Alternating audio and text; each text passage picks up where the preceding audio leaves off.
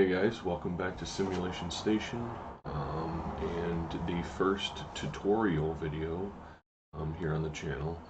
I said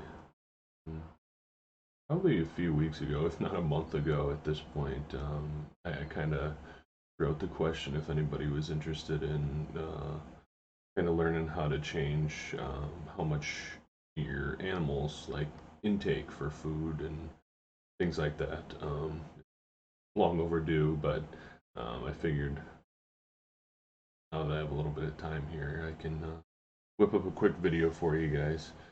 So I'm just in a mods test folder that I have here. I'll kind of walk you through that process, but go into your file explorer and then go into your documents. Then you go into My Games, Farming Simulator 22. And then you have your mods folder. I have a bunch of different ones, and I just change the name depending on which mod folder I want to use. But in this case, we're going to use mods test. Here I have the map, just a random map I grabbed that we can use. I use WinRAR, so I am going to extract the files into this folder.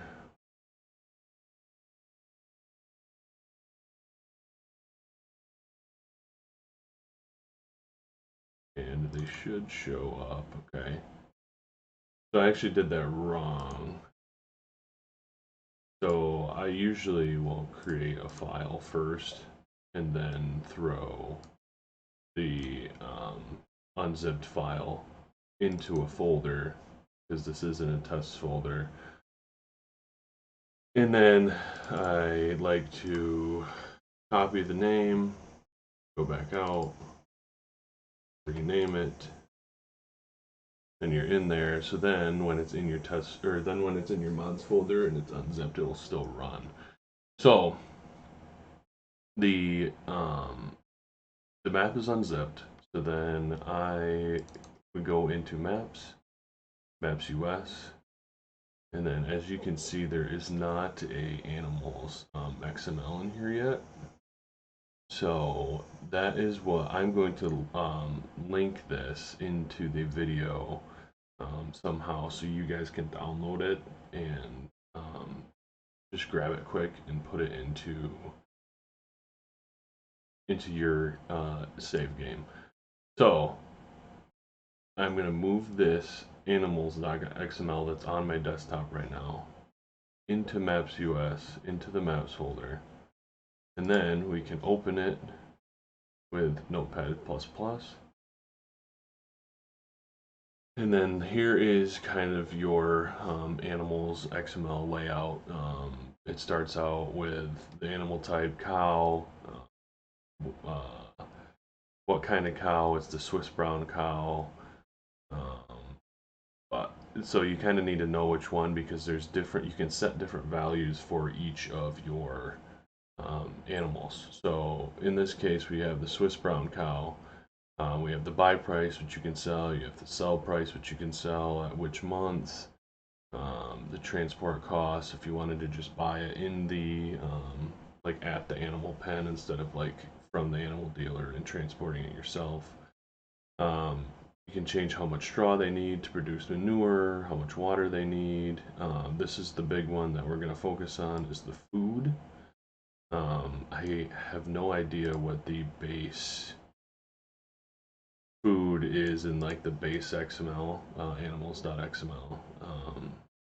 But in my case, what I've been liking using is at 0 months they consume 200, which I presume is liters, and I think it's per hour in game, and then all the way up to 18 months, they're going to consume a total of 1,400 liters of food each hour.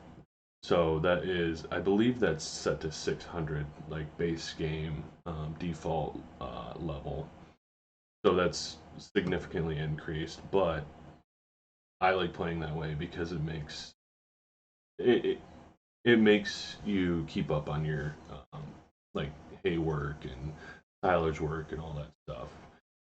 I felt like base game, you just do it once and it lasts you the whole type of thing. So I enjoy doing it like that. But then there's other things you can change too. Is you can change how much manure is output, um, how much liquid manure is output, all that stuff.